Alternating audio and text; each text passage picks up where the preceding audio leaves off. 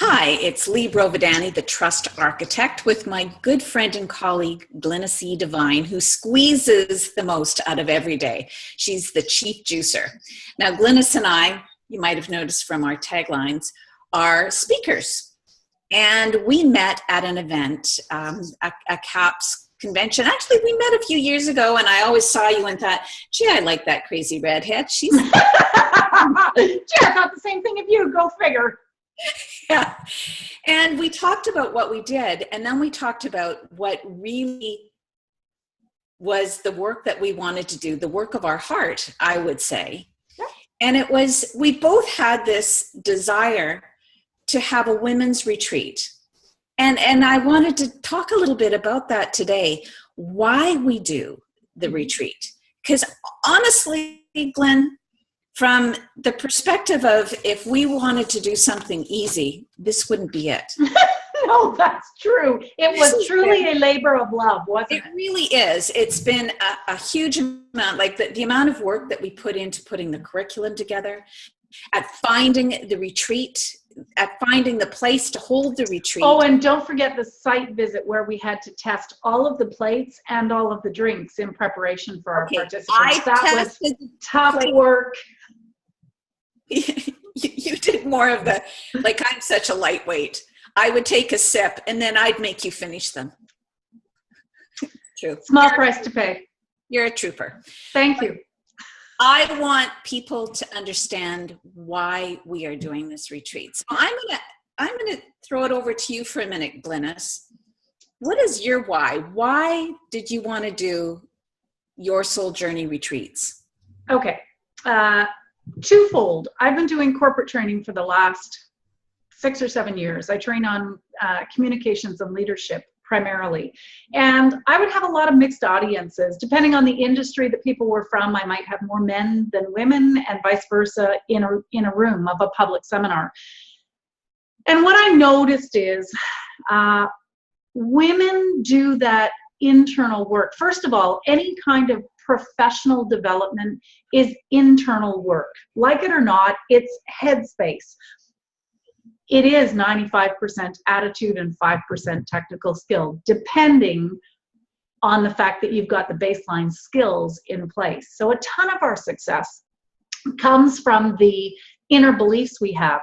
And when we're working on that stuff, men and women learn differently. And I recognize that when I was left with a small group of women at the end of a session, that's when we got into some big, heavy-duty discussions.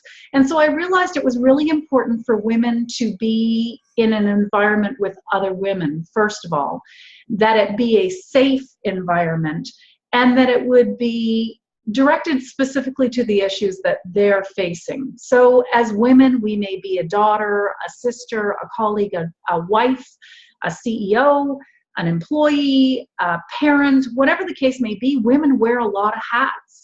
And as a result, it's really hard sometimes to put personal development up in the priority list.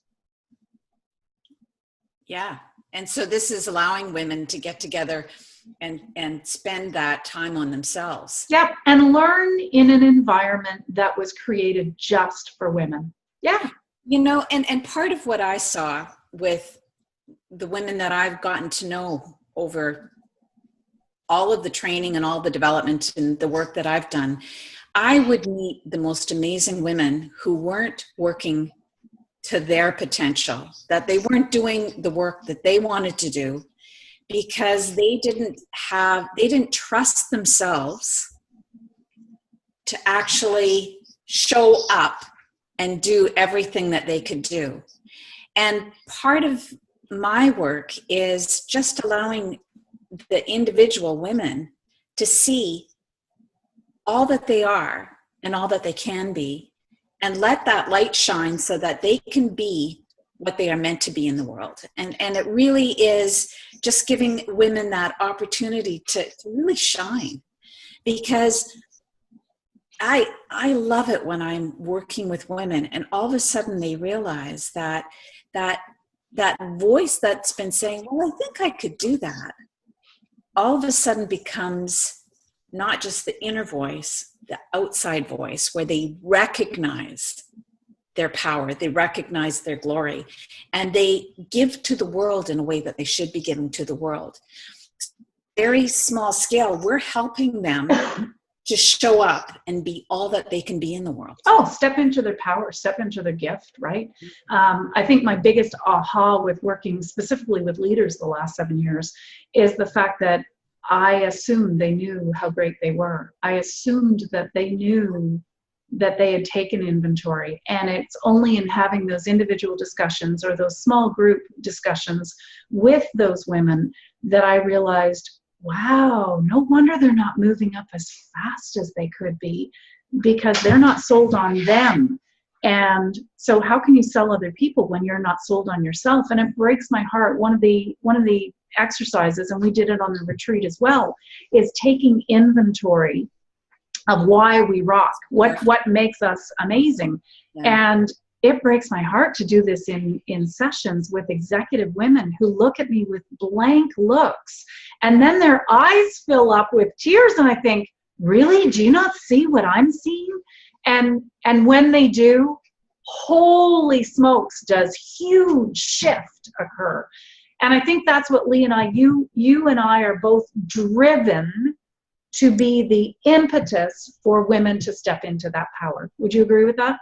Yeah, absolutely. And like all of that, I mean, it sounds like a lot to accomplish in a week. And we do. In part, we do.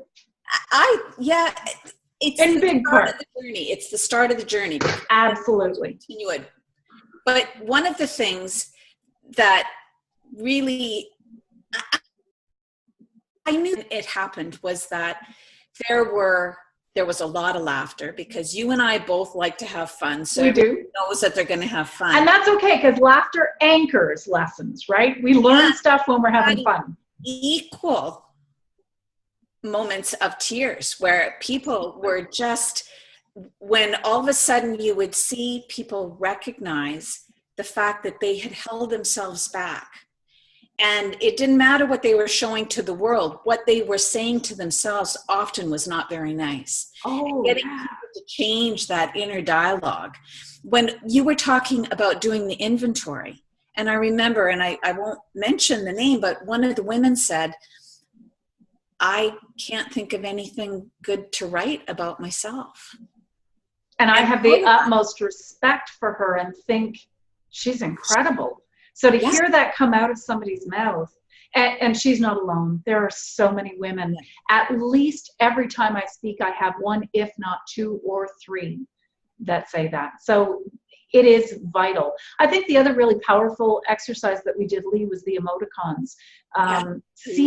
Choosing something that represents who we were, who we are, and who we aspire to be. That was a powerful exercise. Yeah. And that continued. I mean, that was a full day of work that people did. And then being able to actually use that to say, okay, this is what I want my future to look like. And here's the steps, and here's the map of how I'm going to achieve it. So it wasn't just the exercises that people went, oh yeah, that felt good. At the end of the week that we had together, people had maps of what they were going to do next. And we've been keeping in touch with them. In fact, Glynis, we need to get off the blower here right now and talk to the women that we had at the last retreat and find out where they are. Once you've been part of our retreat, you do remain part of our hearts, and we make sure. Well, and I was really encouraged, because before we had ever gotten, actually the first day, the first evening, we had somebody say, if I had to go home right now, I got my money's worth and then some. And then we heard that over and over and over again. And the one thing we heard before everyone left was, when's the alumni trip? So it's not a one-stop shop. Personal growth is an ongoing thing. And Lea and I do expect that we will have participants from the last session in this next session helping us blaze the trail for others to follow. So thank you to our participants. Thank you to you who is considering coming on our next one, April 22nd to 29th in beautiful Zen Oasis Club Med, Punta Cana in the Dominican Republic. visit the site, yoursouljourneyretreat.com. And we'll see you. We're looking forward to it. Bye. Bye. Thanks, Lee. Thanks, Glynis.